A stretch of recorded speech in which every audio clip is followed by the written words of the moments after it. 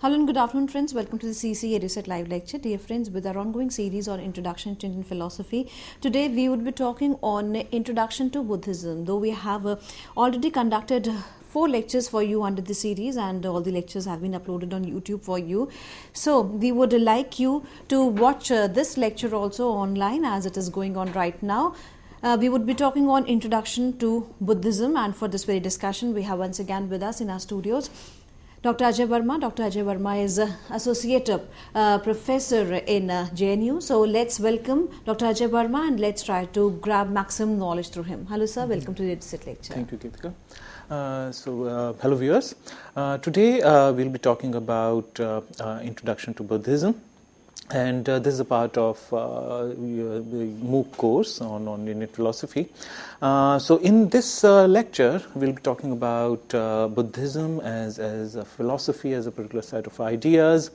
And as we are already aware that within Indian philosophy, there's this very pronounced distinction between orthodox schools and heterodox schools, and we are already aware that orthodox schools basically are clubbed together under this head because all of them believe that Vedic authority, Vedas, all of them believe that Vedas are the supreme authority on most the issues regarding metaphysics.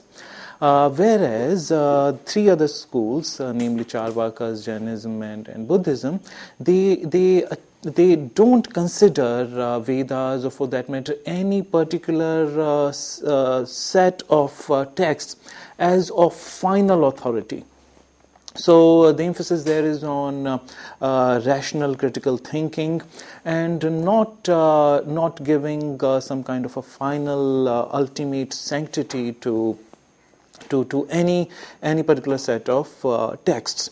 So now in this particular lecture, let's begin with talking about first of all, because in our 4 earlier lectures we have talked about Charvaka's philosophy, and we have also considered Jaina philosophy at some length. And today, in the same line of discussion, so far we have been discussing mainly heterodox schools. So in this lecture, we will have a glimpse into Buddhist philosophy. So now let's start our discussion with talking about the heterodox character of Buddhism. So Buddha's philosophy marked a complete turn from the earlier ways of philosophizing, insofar as his philosophy did not center around discovering the ultimate cosmic law that governs the universe and the one we are all subjected to. His entire concern is to alleviate human suffering, which on Buddhist account should be the only touchstone of philosophical worth of any ideas. So this is important for us to understand that the nature of inquiry and the kind of questions that we were raising as a part of those philosophical inquiries changes when we start talking about heterodox schools. Among most of the orthodox schools, the main questions that are asked are about the metaphysical nature of the universe, and one of the dominant ideas that we find in Vedas is that there is, according to them, a particular law that governs everywhere in the world, which is termed as Rita. So Rita is the term for some kind of a cosmic law which operates not only at physical level, but more importantly at moral level. So, in a certain way, what should be called the right way of action and what should be called the wrong way of action is, in a certain way, on this view already defined for us. So, as moral agents, the only incumbency that we have upon us is to have an intuitive grasp into this kind of moral cosmic law and fine-tune ourselves to that, so that whatever we do is in consonance with that cosmic law. Whereas Buddha, and for that matter, other heterodox schools also, shifted the focus to the human condition and the human experiences. And their focus was on how to make human condition better. So similarly, in the same line, Buddha's concern was mainly human suffering and finding ways to alleviate human suffering, and he believed that whatever philosophically we deal with should at its core address this issue of human suffering and how to, in a certain way, make it better. So, in a certain way, we could probably say that what later on, after Enlightenment, comes to be known as humanism in the West, those same very concerns are already shown when we look at Indian philosophy. These same very concerns are considered seriously in most of the heterodox schools, and very explicitly in Buddhism, which has a firm belief in human capacity, and for them, human experience and to make it better is the core concern. Apart from that, unlike other orthodox schools which consider Vedas as the final source book of answers to any metaphysical or moral questions, Buddhism considers human experiential reality as the bedrock of any inquiry. In that line of thinking, Buddha thought of philosopher as a physician whose aim was not to just impart his teachings to others, but rather to consider the other as a unique individual with her own unique propensities and dispositions. Therefore, in accordance with this presumption, Buddha presented his ideas differently to different people, depending upon their unique predispositions. So here, the point that we should note is that Buddha, taking into consideration the fact that there is human suffering in the world, there's a lot of dissatisfaction with our present predicament, and we want to liberate ourselves, from that. So, looking at that, Buddha thought that philosopher should, consider herself as a physician, just like physician treats people who are not feeling well about themselves. Similarly, philosopher should not engage herself into empty metaphysical speculation. Rather, they should be concerned with human predicament and should try to make it better. So, but an important fallout of this was that as human beings, we are all different. We think differently, we act differently, we have different propensities, we have different predispositions. So, Buddha, according to he looked at each learner as a unique individual. Something that was not so much the case earlier. So earlier there was, since there was a fixed moral law. So the idea there was that you'll have to, so to speak, give up, your uniqueness as an individual and completely focus on the moral law, and you'll have to, you're supposed to follow that moral law. In order to be, for your life to be properly deemed as moral in character, but Buddha, as opposed to that, looked at each individual, in a different way, just like different patients, have different ailments and therefore require different treatments. So they similarly, or might show different symptoms of the same disease and so on. So therefore, similarly, for Buddha, these individual uniquenesses, the individual uniqueness was an important concern, and therefore, his teachings differed depending upon who he was speaking to.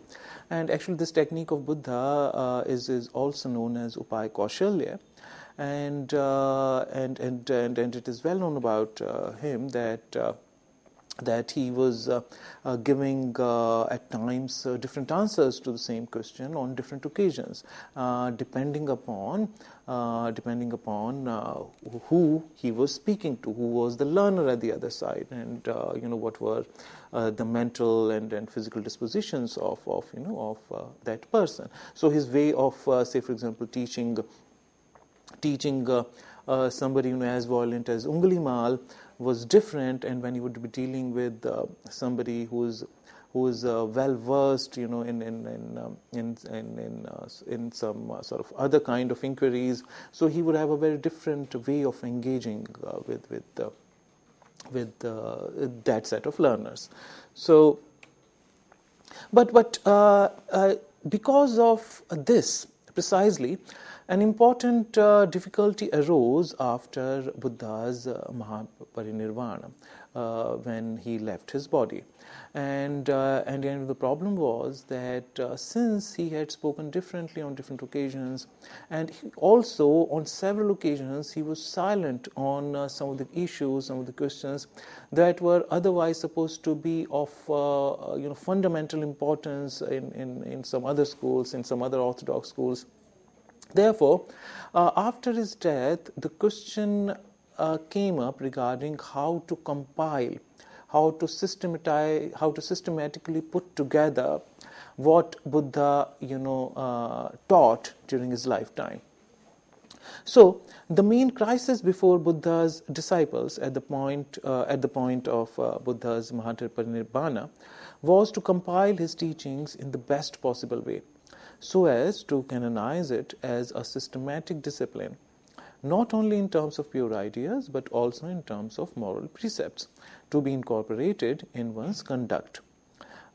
His disciples had known him in their own unique ways. Subsequently, there was a conflict of opinion among them regarding what actually constituted the real teaching of the Buddha.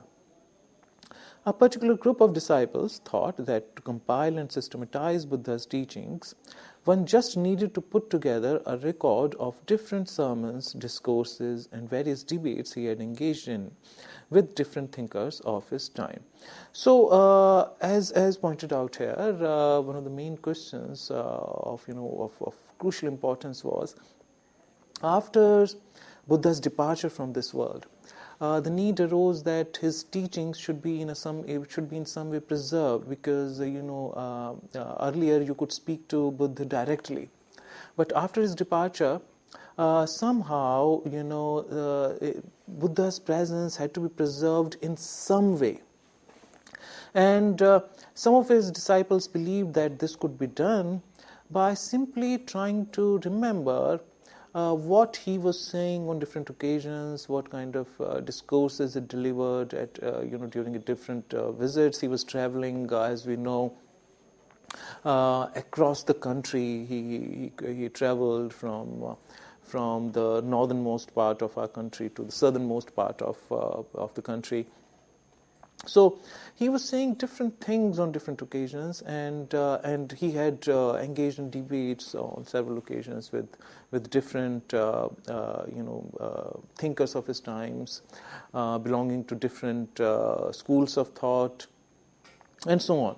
So now, after Buddha's death, it was the main difficulty how to put it all together as a proper systematic philosophy. And regarding that, there was one group of his followers who believed that one easy way of going about it could be just to try to remember what he had said on different occasions, and simply to in a certain way to write it down. And once we have prepared a record like that, that would serve as a reference point for Buddha's teaching. And this is one way of systematizing, putting together what Buddha had said on several occasions. But on the other hand, a whole set of other disciples believed that not only what Buddha said was important, but even more important than that was Buddha's silence on certain philosophical issues. They believed that Buddha's silence was no less philosophically important than his words. Based on this latter notion, these disciples wanted to systematize Buddha's teaching in the form of a soteriological method constructed around Buddha's silence. So, as pointed out here, as opposed to this, we also know that on several of these metaphysical questions, like where does the soul go after one's death, and so on and so forth, whether there's an end to the world or whether there's an end to the universe, all such questions which were purely speculative in nature, Buddha was mostly silent on these issues. And some another set of disciples believed that Buddha's silence was equally important, was as much important as his words that he had delivered on different occasions. So their concern was, since almost all the schools of Indian philosophy, probably excepting the Charvaks, have this soteriological nature, in the sense that all of them begin, with the premise that all learners, all of us, are looking for some spiritual upliftment and some spiritual liberation, and whatever inquiries are conducted are conducted keeping this goal in mind. Similarly, this set of disciples were of the view that Buddha's silence was important, and therefore they wanted to come up with some kind of soteriological method, some kind of soteriological program, which would be constructed upon, which would be based upon, which would be founded upon Buddha's silence. So his silence for them was the most meaningful part of Buddha's existence, and therefore that was something that would be ignored if we concentrate completely on compiling together Buddha's speeches. So there were these two main camps, these two main schools of thought at a very broad level that came up after Buddha's Mahaparinirvana. So initially these two camps were called Sthavirvad and Mahasangikas. But later, the former, who took to the idea of putting together the accounts of Buddha's speeches and debates in a particular canonized way, came to be eventually known as Theravadins. Pali Buddhism, early Buddhism, and Hinayana are some of the other appellations used for this school, depending upon along what line the distinction is made. The latter group came to be known as Shunyavadins, who also came to be called Mahayanis, which is a broader term used for a whole lot of other Buddhist schools of thought, who mainly relied upon non-Pali texts of Buddhism for their philosophical ideas. So the difference between these two schools is not only in terms of how they wanted to systematize Buddha's teachings, but also Pali texts are dominantly the texts that have been put together by the Hinayana school. Or or more popular, or a better appellation is Sthavirvad or Theravada school, because some people believe that Hinayana, Mahayana distinction is not something that internally came, that internally arose. These are some of the appellations probably that came, that might have come from outside. So it was not only a question of how to systematize Buddha's philosophy, but also most of the Mahayana thinkers put together their literature in Sanskrit.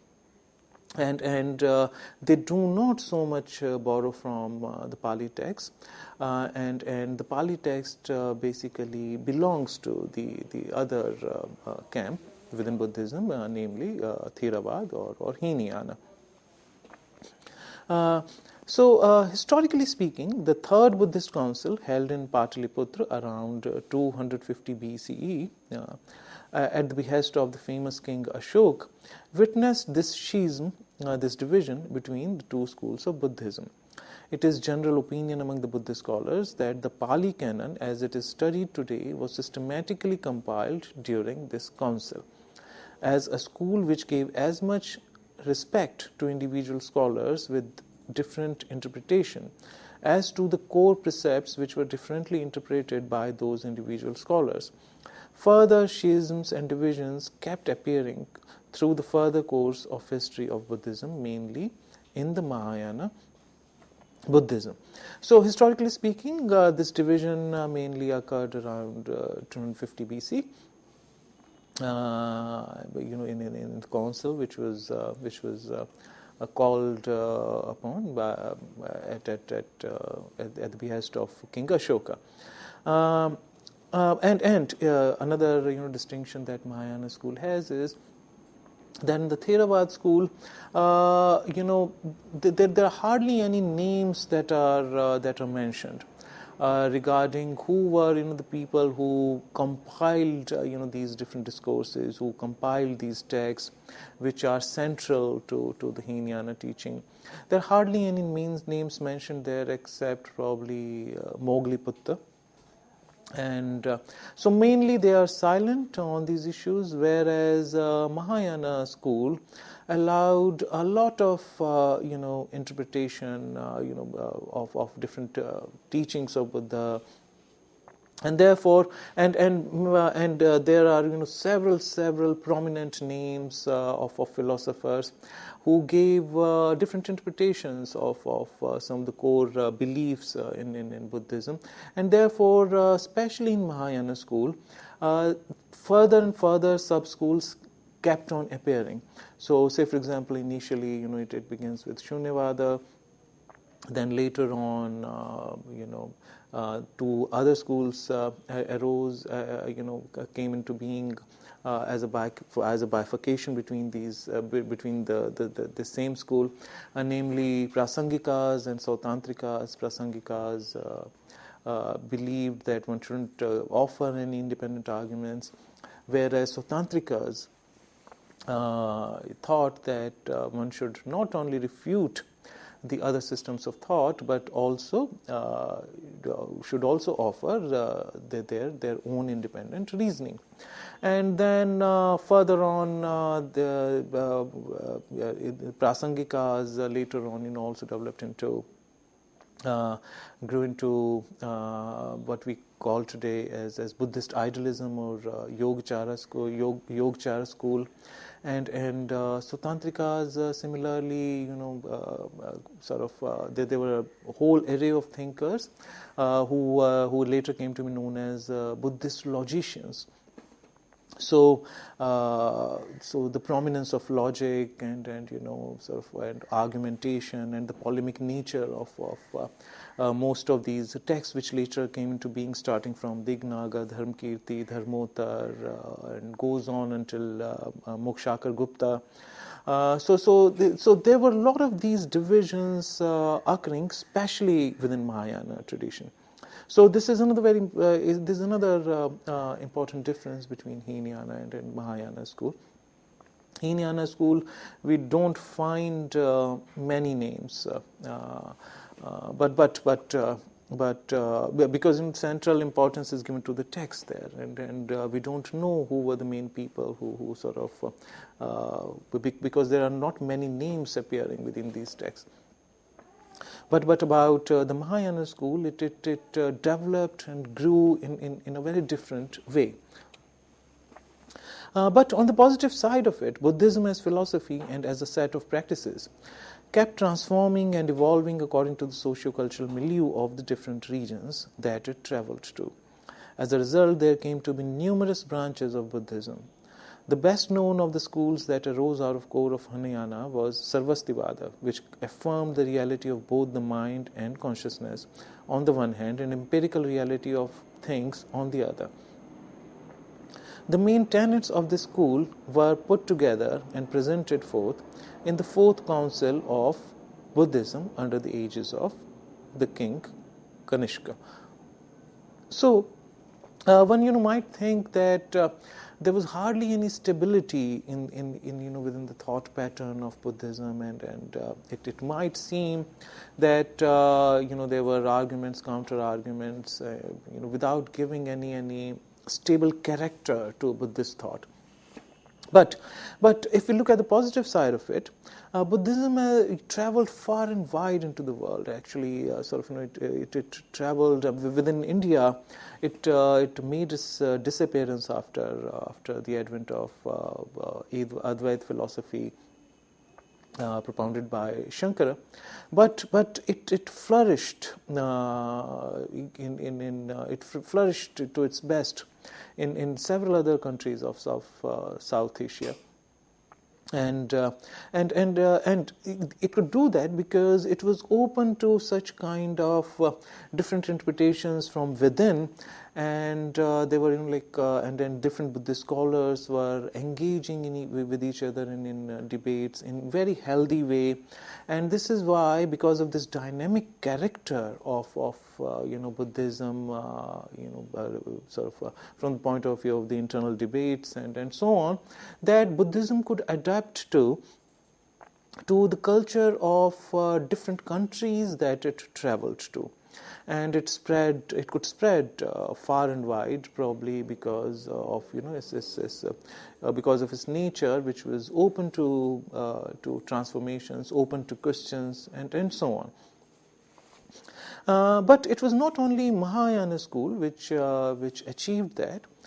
There were several schools within Hinayana as well, but the best known amongst them was a school named Sarvastivada, and one of the characteristic features of this school, characteristic views of the school was that both the external reality as well as the mental reality, both of these spheres are equally real. So here the point was the main, the focal point of their philosophy was that the external reality, though its appearance could be of any kind, but could be we could sort of break it down to some ultimate atoms which were real. So there is some kind of a reality behind whatever appearance that we may have before us. Similarly, they thought that mental ideas could similarly be analyzed and to the point of the minutest of realities. So they believed that external physical reality as well as mental reality, in terms of ideas, it could be all broken down to atoms which were real in nature. So it put together realism and idealism in its very own unique way. And it was mainly this school. There are several of Mahayana texts which argue against realism of this kind. So there were some good, healthy debates happening not only among Buddhist scholars, who belonged to the Mahayana camp alone, and then Mahayanas were not only sort of engaging in debates among themselves, but also with some other orthodox counterparts. But many texts, including Mool Madhyamika Karika, are debates between this kind of Abhidhamma philosophy, as it's called, and which believed in the reality of atoms, ultimate reality of atoms, and different kind of view that these Mahayanist philosophers had, who believed that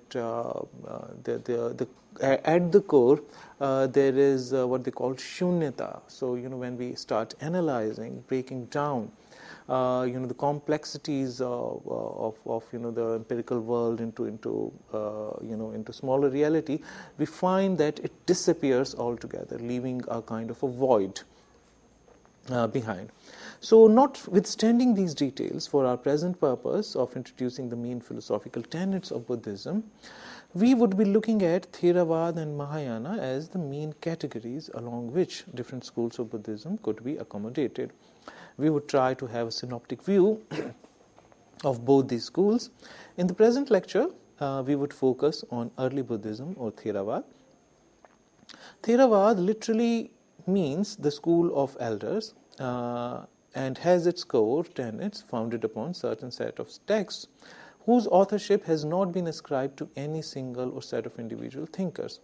These texts are written in the language of the masses of that time, namely Pali.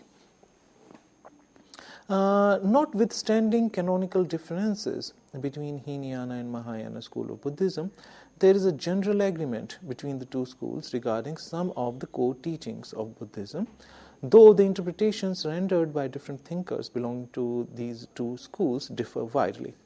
Most of these core ideas in Buddhism are interrelated and mutually supportive and coherent with each other. These are Four Noble Truths, Dvadash Nidan Chakra, Pratita Samutpad, and Shanikvad. So, the point here is that these two schools, these two different schools, though they differed widely on several accounts, but they still believed in some of the more on some of the core concepts we just enumerated, and we'll be talking about this in more detail in a few moments from now, after this break. Thank you.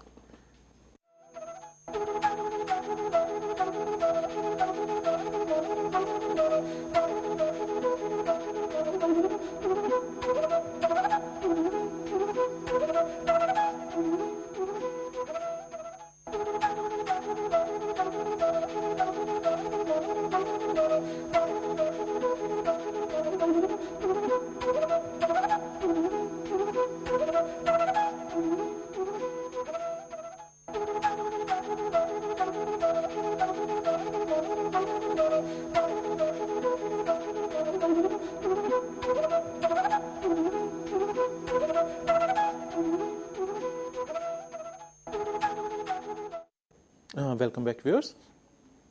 So, as I just pointed out before going for break, that notwithstanding, apart from the differences that these two schools had, there were some core beliefs on which both of them agreed, namely Four Noble Truths, Dvadash Nidan Chakra, Pratita Samutpad, and Shanikvad.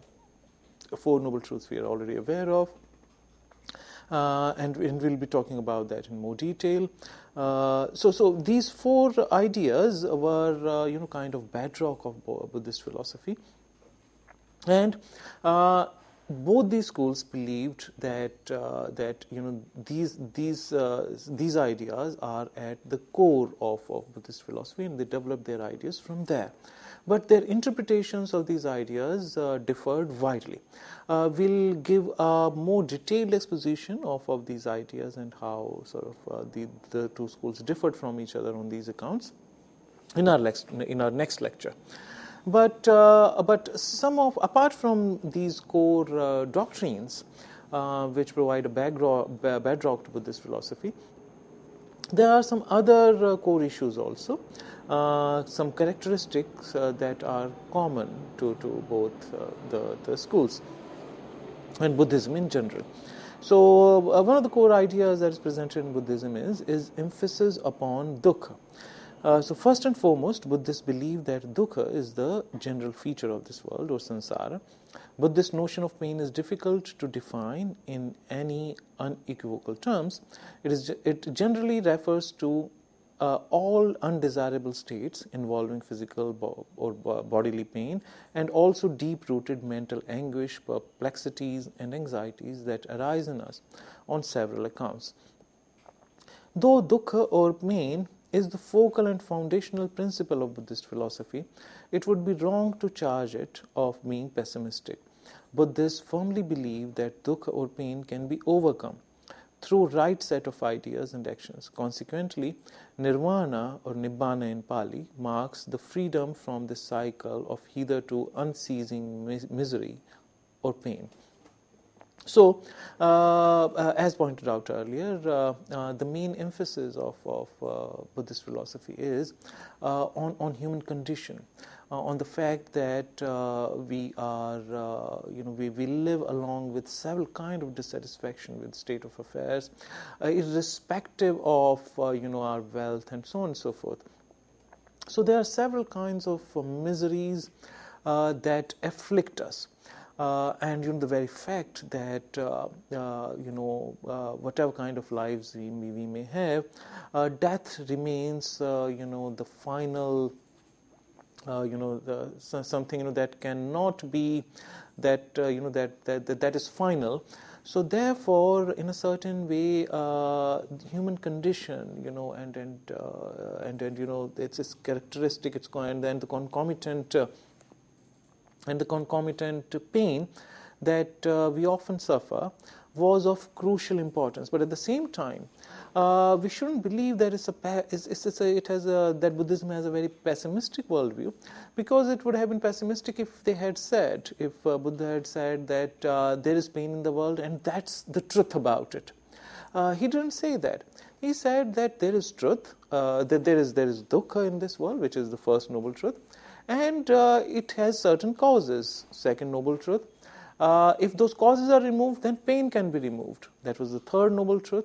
And therefore, there is a way, there is a marg, of overcoming dukkha. So, from that point of view, we cannot call Buddhism a pessimistic worldview, but on the contrary, it is one of the most optimistic worldview, because for them, pain is one of the features of the world, but it is not the nature of the world, because dukkha can be always overcome through human effort, through right kind of conduct, through right kind of thinking. So, another of characteristic features of Buddhist thought is their rejection of speculative metaphysics. Following their master Buddha, who in his lifetime did not present any definite views on many metaphysical questions, answers to which could not have been empirically known to be true or false, the reason for not answering these questions was that these were of no direct consequence for alleviation of suffering or liberation of an individual seeker. In that line, Buddhists are generally averse to responding about the existence of God, soul, and other such metaphysical entities. According to all schools of Buddhism, there is no definite design in the world which would require us to postulate an intelligent creator of the world. Therefore, any idea of design or God is clearly rejected in Buddhist literature, and also, along with that, any idea of divine intervention or grace. So another important feature of Buddhist philosophy is rejection of speculative metaphysics. So several questions like existence of God, existence of soul, and so on and so forth, there could be never any final answers to them, because we cannot empirically check whether those ideas are true or false. So therefore, and moreover, even more important than that, Buddha believed that these questions were of no direct consequence to the seeker. As we are already aware of one famous Buddhist fable, where there is this person who has been hit by an arrow, and there is a person who comes to rescue him. But before, but this person says that this person who has been injured says to the other person who is trying to rescue him, he says, before you take this arrow out of my body, you first tell me of which metal this arrow is made of, how deep inside my body has it gone, and so on and so forth. So Buddha believed that such questions, such curiosity are of no consequence so far as saving the life of that person is concerned. The immediate action that is required there is to take that arrow out. Similarly, Buddha believed that all such metaphysical speculations, such metaphysical answers, such metaphysical questions are not so important, because there is no soteriological worth, that they are of no they're not of much consequence when it comes to human predicament and alleviation of suffering and so on and so forth. So therefore, we find clear rejection of such metaphysical thought, like the existence of soul, like the existence of God, and so on and so forth. So rejection of speculative metaphysics is one important feature of Buddhist thought. As a consequence of that, in the absence of any divine help, in the absence of God, all seekers in Buddhism are exhorted to be responsible for their own salvation. This is the reason why Buddhism is called as a Shramana school, focusing on human effort as the way to liberation. The term Shramana comes from the root Shrama, which means effort. Buddha's last words are supposed to be, work diligently for your own salvation. Since there is no definite design in the universe, therefore we are responsible for our own actions. In most of the schools of Buddhism, Buddha is not regarded as a god. However, some of the core teachings of Buddhism, called Buddha Vachan, have been accorded a different level of sanctity in some schools of Buddhism, especially in Hinayana schools. So, because Buddhism rejects any metaphysical speculations on issues like God and soul, if there is a rejection of the idea of God, that also means there is no God to appease to, there is no God to to appeal to for some kind of divine intervention and so that we achieve liberation. So there is going to be no external help, in the sense of some kind of a divine help for your salvation, for your nirvana. It has to be achieved by one's own efforts, and this is the reason why Buddhism is also called Shramana school, along with Jainism. Apart from that, Buddhism has another characteristic, namely its theory of karma.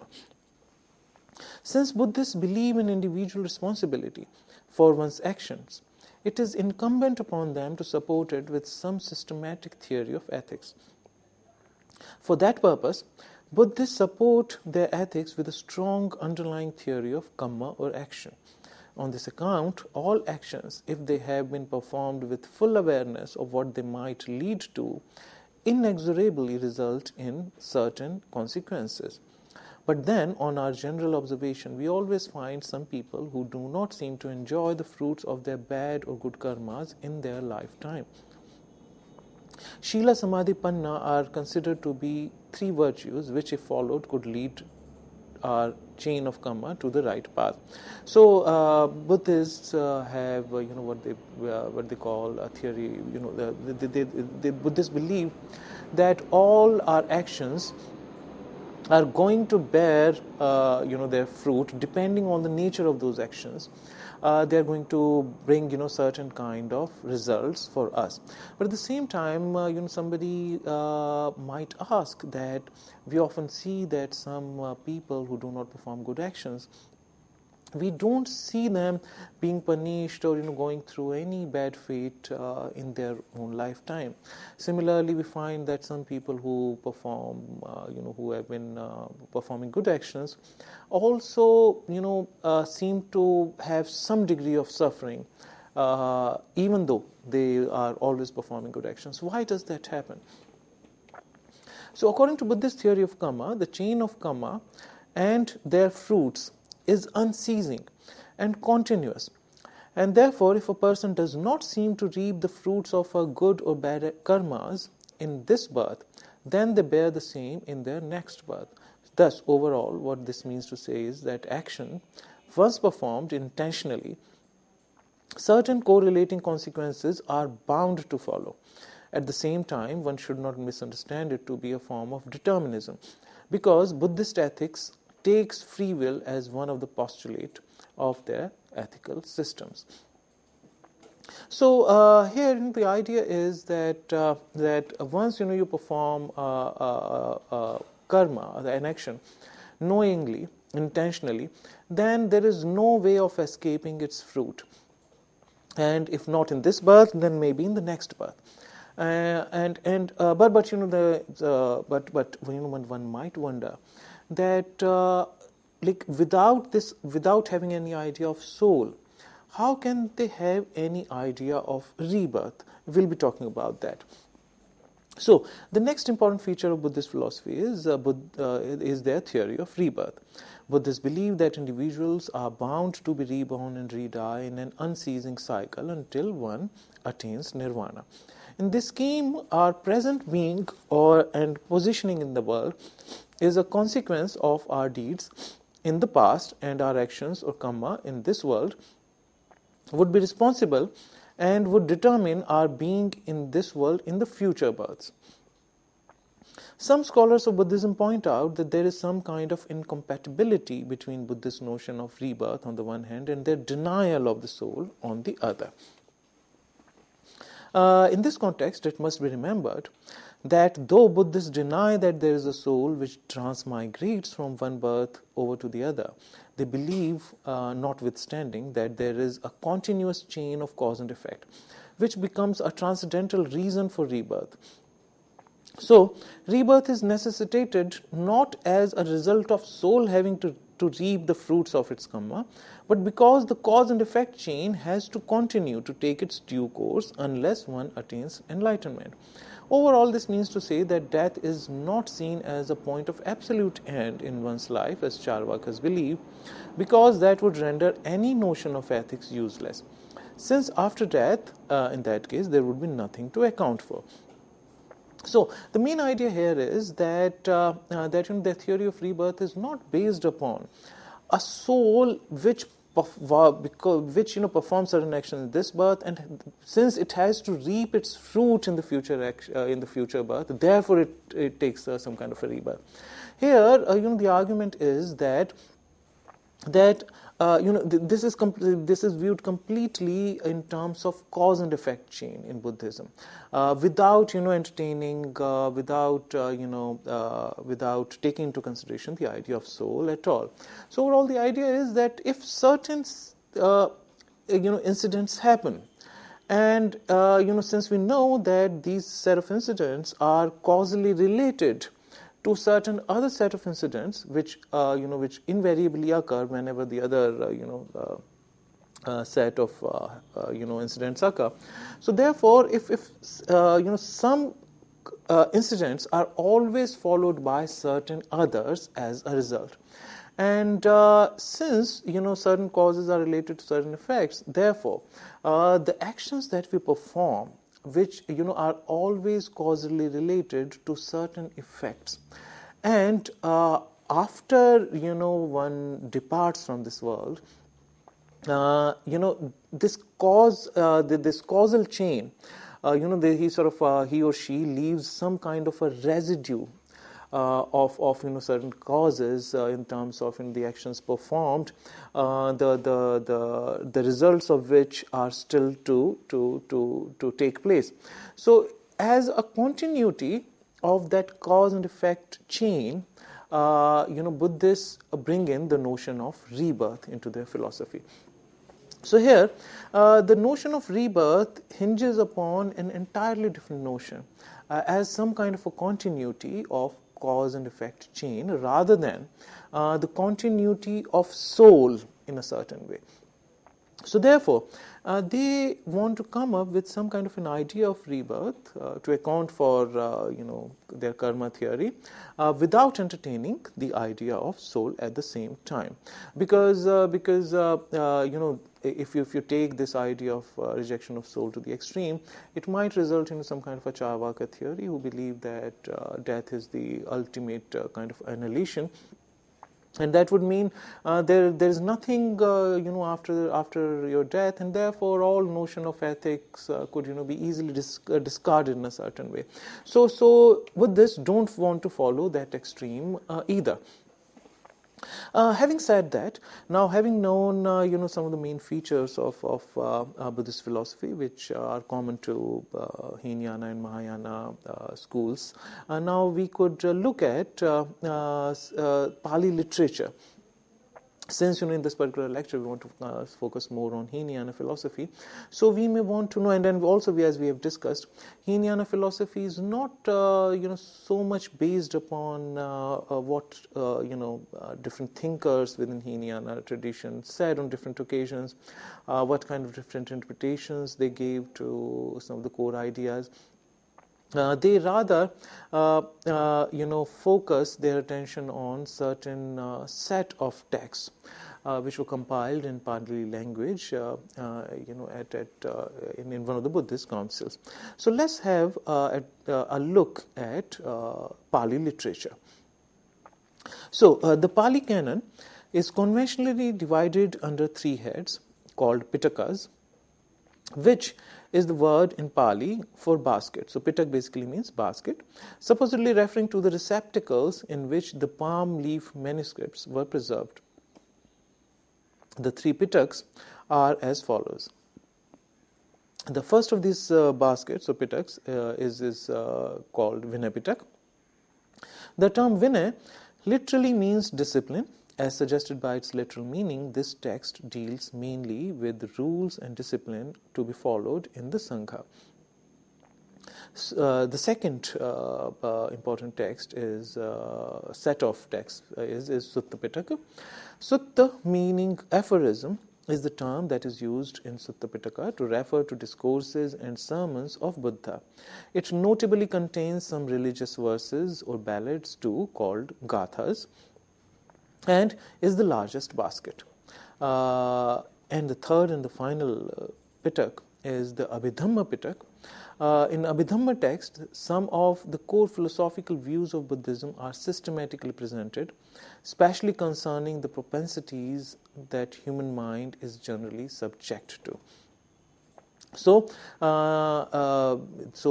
are three main baskets. One, refers. One is a collection of moral precepts that are supposed to be followed in Buddhist sanghas, in Buddhist collectivities, where monks live together. So basically, it comprises of rules, monastic discipline, and so on and so forth. Sutta Pitaka is the largest one and is divided into different nikayas, about which we will talk shortly. Abhidhamma is more philosophical in nature and has debates on some of the philosophical issues. So let's start with Vinay Pitak. Primarily, subject matter of this text is the presentation of monastic rules for monks and nuns. The Pali version of the Patimokha, which is one of the sections in this text, contains mainly the rules that are supposed to be followed in all Buddhist monasteries. It comprises of 227 major rules for bhikkhus and 311 major rules for bhikkhunis. Bhikkhunis meaning nuns, bhikkhus meaning the male monks. These rules are not sacrosanct for any divine reason. The Vibhanga section of Vinaya Pitak presents commentary and detailed explanations of most of these rules. There are also numerous stories cited telling the origin of each of these set of rules. Another section named Khandaka or Skandhaka enumerates another set of rules which mostly provides supplementary details to the main rules cited in the other sections. Early Buddhist ethics is supposed to be of the nature of virtue ethics insofar as it puts central emphasis upon the virtues cultivated by the ethical agent and incorporated into her moral character. So Vinaya Pitak is basically a text which contains moral precepts, and the rules to be followed in monasteries and so on and so forth. But one of the most important thing in this regard to keep in mind is that early Buddhist ethics is dominantly of the nature of virtue ethics. So they talk about certain virtues that one needs to cultivate within oneself, and which would give a sound moral character to the person concerned. Sutta Pitaka.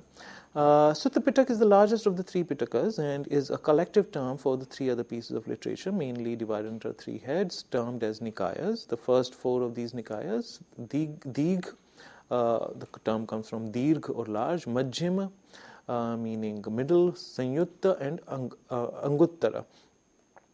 These texts are composed of discourses called suttas, which vary in length. The fifth Nikaya, namely the Khuddaka Nikaya, differs greatly in its structure from the other four Nikayas. It is a collection of 15 independent works. Of these 15, the Sutta Nipat, Dhammapad, Theragatha, and Therigatha and Jatakas are considered more valuable than others, mainly due to their literary and historical subject matter. These are mostly collection of aphorisms, songs, poems, and fables with remarkable artistic and literary fervor. So this is how Sutta Pitaka structurally sort of appear before us, and Therigatha and Theragatha were some of these songs and poems. Theragatha for monks, Therigatha, these were some of the songs and poems recited by the nuns, and Jatakathas were these Buddhist fables which try to put forward some point of view regarding morality through certain stories. So since at times we understand things in a better way through stories and fables. And finally, the Abhidhamma text, the Abhidhamma Pitaka, characterized by philosophical and scholastic rendering of subject matter and themes appearing in a different style in the suttas. Philosophically, most important part of Abhidhamma text is the Kathavattu, which is mainly a record of nearly 200 different debates on different philosophical themes. Most of the times in these debates, the participants are not identified in terms of their philosophical affiliations. One important philosophical theme dealt here is refutation of the notion of soul. Occasionally, in the commentaries, it is stated that the debates are between the Theravada and the other schools. So, the final text, the final Pitaka, the final basket is Abhidhamma Pitaka, and the kind of discussions that we find in this particular basket, in this particular Pitaka, is slightly of a different nature in comparison to the other Pitakas. And in the other Pitakas, as pointed out earlier, there's a certain, say for example in Sutta literature, there are songs and poems which also seem to follow, especially in Anguttara. There is particular pattern that we find, a particular meter, particular pattern, particular structure that we find being followed in different aphorisms. But the explanations are offered mainly through stories, through certain fables, through certain anecdotes, and so on and so forth. Whereas in a Abhidhamma text, certain questions that are asked in a more philosophically rigorous way, and therefore which gives Abhidhamma text a different fervor. And as pointed out, there are certain issues that are directly discussed here in the Abhidhamma text. Say for example, the notion of soul, and it is rejected. So therefore, these metaphysical questions are directly dealt with in Abhidhamma, unlike the other baskets. So viewers, so in today's lecture, we learned about some of the main features of Buddhism. We talked about the main distinction in terms of Theravada and Mahayana, Hinayana and Mahayana, and we had a look at the Pali literature, which is the main source of Hinayana teaching. In our next lecture, we'll talk more elaborately we'll have a more elaborate discussion on Mahayana philosophy. So that's it for today. Thank you. With this note, thank you, sir. Thank you so very much for giving us a very productive session. And dear friends, if you want to give your feedback for this particular lecture, then you can mail us at info.cc@nic.in. We would be meeting again very soon and would be discussing on more on the respective series. Till then, take care. Goodbye. Thank you, sir. Thank you so very much.